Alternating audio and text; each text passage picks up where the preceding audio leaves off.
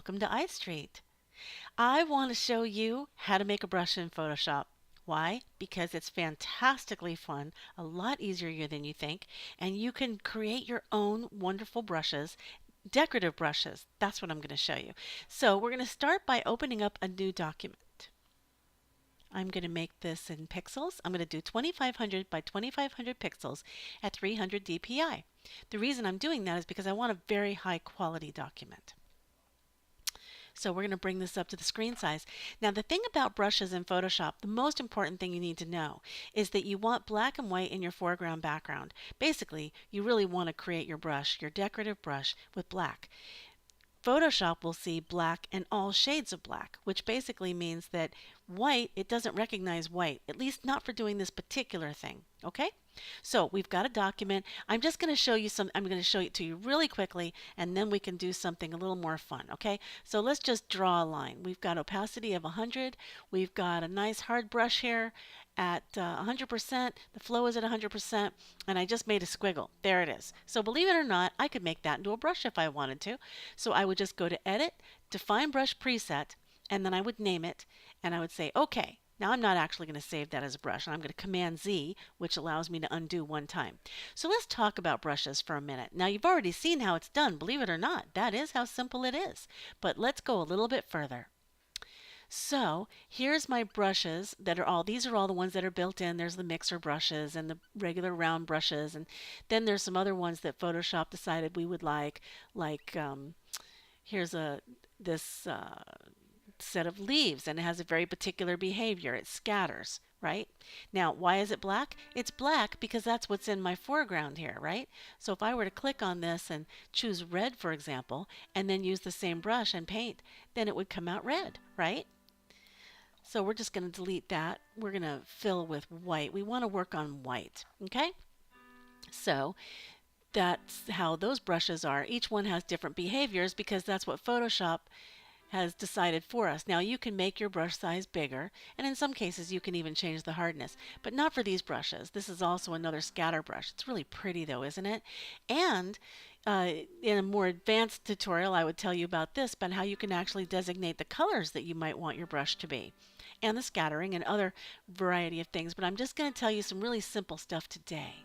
So here's some brushes that I've made. Here's one. I just love this brush. I really do. So there it is. Boom. That's a brush I already made. I just clicked once. I'm going to Command Z this. The reason I'm doing that is I'm going to show you that if I put it on its own layer, I'm creating a new layer. I'm just going to go ahead and plunk that down one more time. And because it's on its own layer, I can add a layer style, for example, right? So like I could add a drop shadow if I wanted, a black drop shadow. I can change the distance of the shadow. I can change the spread of the shadow. I can change the size of the shadow.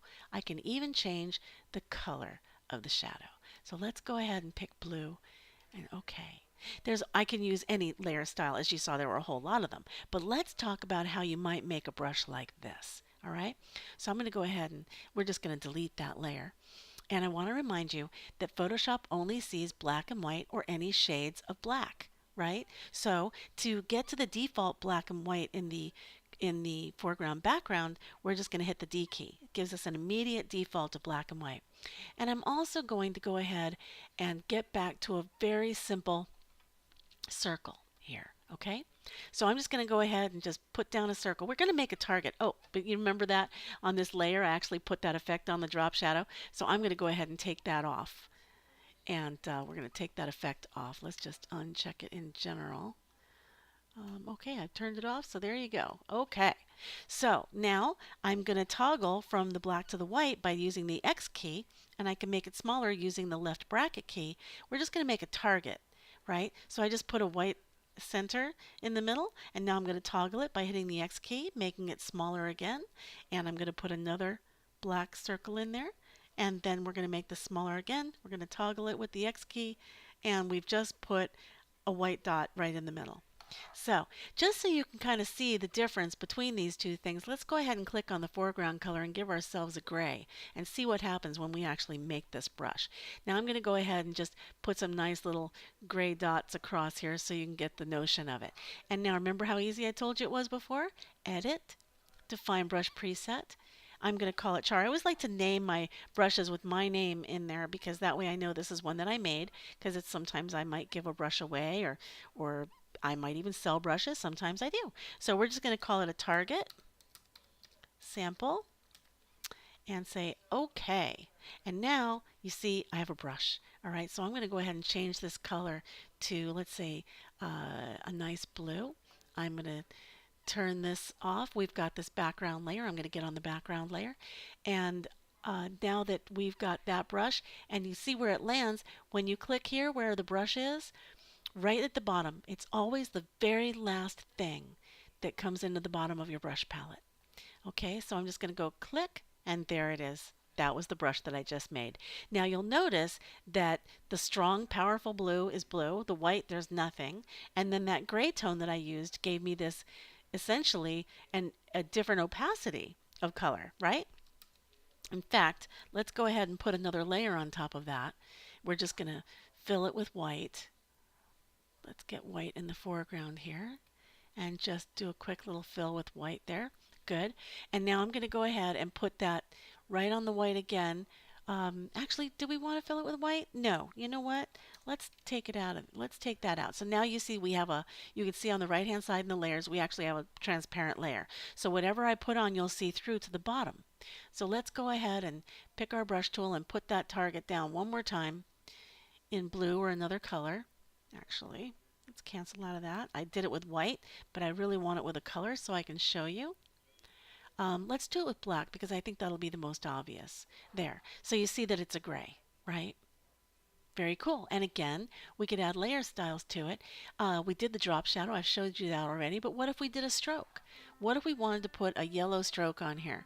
So I pulled up the layer style, and the color, I'm just going to pick a nice warm yellow and say OK. And I can change the size of it. How cool is that? I love the way that looks. I could also put a drop shadow on it. I could do all kinds of stuff to this thing right now. And I can move it around, and I can transform it, Command T, like any other thing that I would do on anything that's on a layer all by itself, right? So once you have this, we're going to go ahead and apply the transformation. Once you have this, you can pretty much do anything to it that you can do to a regular photograph, right? So that's one of the cool things about brushes, and they can be awfully decorative. You can also change the opacity, right? So this is just a 26% now, 23, 21, all the way down to 0, so you can't see it, or here it is at 100%. You can also apply blend modes to them. Now, it would make a difference if I actually had something underneath it, and then you could actually see the blend mode and you could see how it would affect it. But in general, I just want you to see how we'd make brushes. Now, one thing, you can sort of get a little clever about this. I'm going to turn this one off, and I'm going to create a new layer, and I'm going to show you something else, because I think this is really pretty cool. Remember when I made that squiggle a little bit earlier? Let's go ahead and make another squiggle, and I'm going to show you something so extraordinary. I'm just going to get a very, very, very simple hard brush. Now you can do this with a soft brush, doesn't matter. It's completely up to you. So I'm making it smaller. I'm making the brush smaller, this circle brush, just by hitting the left bracket key. And I'm going to go ahead and very quickly I'm just going to draw a squiggle. Now I realize this isn't the best squiggle ever created, but that's okay because we're just demonstrating, right? And it's on its own layer. So I'm going to go ahead and I'm going to duplicate that layer, which is Command J. And now I'm going to go over here and transform it from Edit, and I'm going to flip it horizontal. That new layer that I made. And then look at that. Isn't that cool? Now if I do Shift, if I click on that layer and then hit Shift, then I can move both of these layers simultaneously, and I can center it. And believe it or not, I could turn that into a brush too, right? All I have to do is go to Edit, Define Brush Preset, name it, and I've got that brush again. I'm not going to name it this time, but you get the idea. So let's go back to our brush controls, and now I have that brush at the very bottom, right? And I can pick another color, and let's say I want to pick like a turquoise or a green or something kind of pretty like that, right? A nice sort of pretty deep turquoise. And because I'm not on a separate layer, We could create a new layer. I know I'm creating a lot of layers here, huh? But that's okay. So there it is. I could offset it and I can move it around. I mean, how cool does that look, right? I can change the opacity of this one again so we can kind of see it through. You can create all kinds of wonderful effects. But really the best thing about making your own brushes is that, let's go ahead and turn this one off. Um, Once you have a brush, you can use them for all kinds of decorative things, right? So I'm going to get on the right layer here, and I'm just going to move this one around. I'm going to click on this one to get on that right layer and move that over here. You can move these around and you can create brush after brush. I could actually duplicate these two layers, make another one, and then flip them vertical and create a whole new thing. In fact, you want to see that? All right, so let's go up here. Let's duplicate the layers. Say OK. And now I'm going to go ahead and flip those vertical and let's watch what happens. Flip vertical. Boom. Now I'm going to move this down. I can actually just superimpose those on top of each other and we can make a whole new brush out of this, right? You can just go on and on and on. So I'm going to actually turn all these off because I want to show you some other brushes that I've made. And I made one from a photograph the other day. You can use exactly the same technique by using a photograph. And here's one that I did of a photograph I shot of Madonna, actually. I used to shoot a lot of rock and roll, and so I just happened to have this really wonderful photograph of Madonna, and I thought, well, that'll be cool.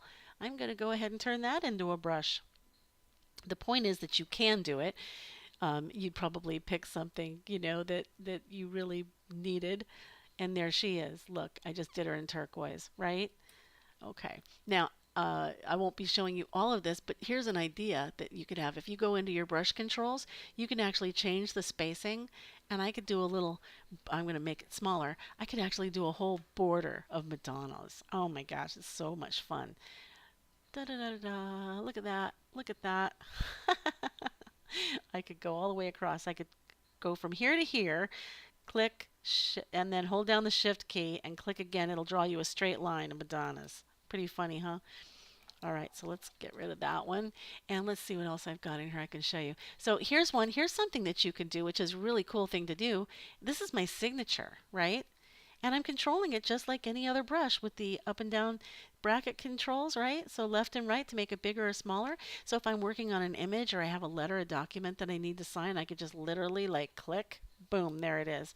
I could actually just toggle this and go back to black. There we go.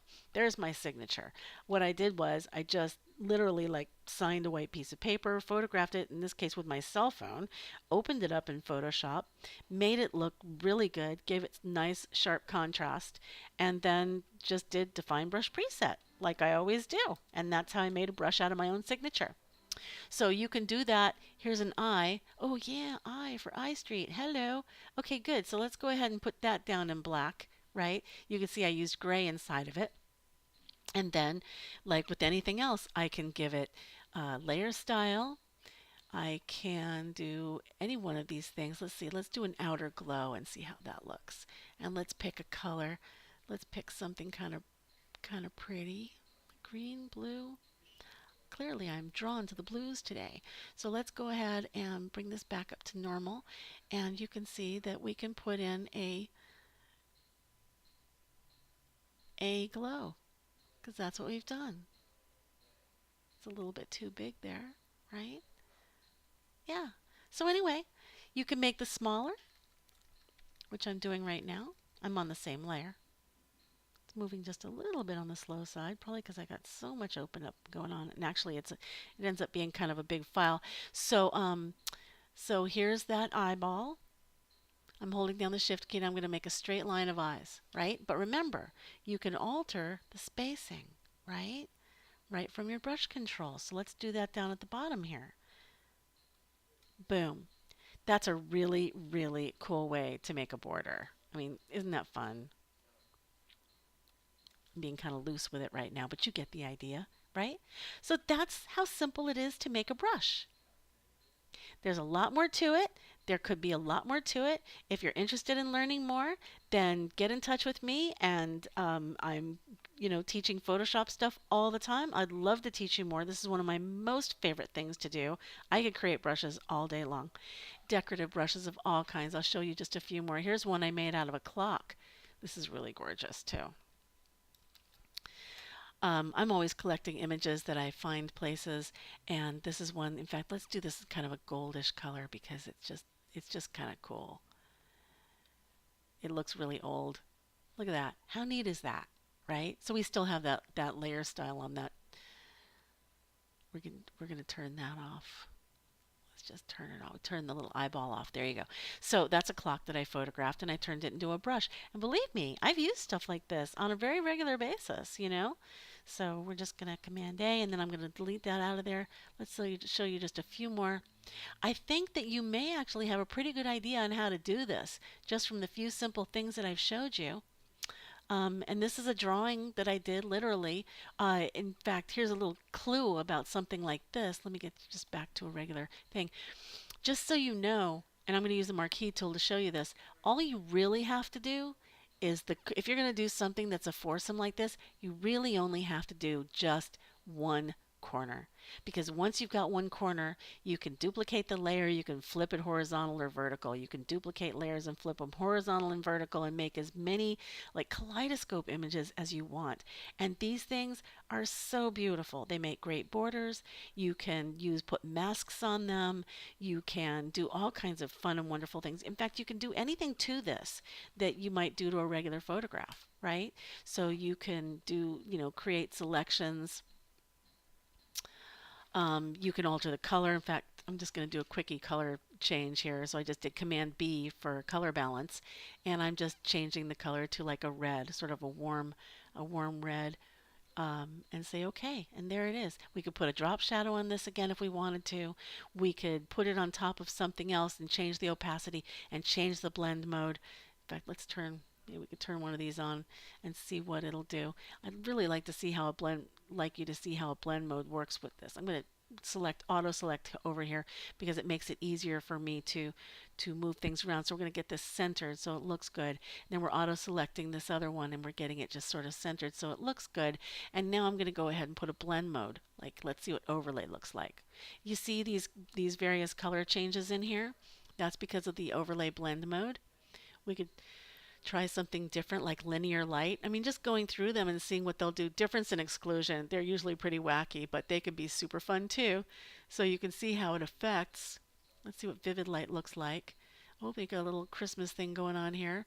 Soft light, hard light. Some you'll see stronger than others. Let's try multiply. You get the idea, right? Blend modes are a lot of fun and you can change the opacities. So really, it's just limitless what you can actually do. So if you're really into graphic design and stuff like that, you love making your own drawings and you want to do some repeats maybe on something, this is a great way to add a design element that you can use on your imagery. So I hope you enjoyed this video. I'm delighted that you subscribed to my email list because that's how you got this. This is a very special thing I made just for my email subscribers. And I look forward to seeing you on the site sometime. Please get in touch. I hope you take one of my courses. I would love to hear from you one way or the other. And if you do decide to make a brush, please send it to me. I would be thrilled to see it and I'll give you feedback. And if there's anything I can help, please let me know. Thank you.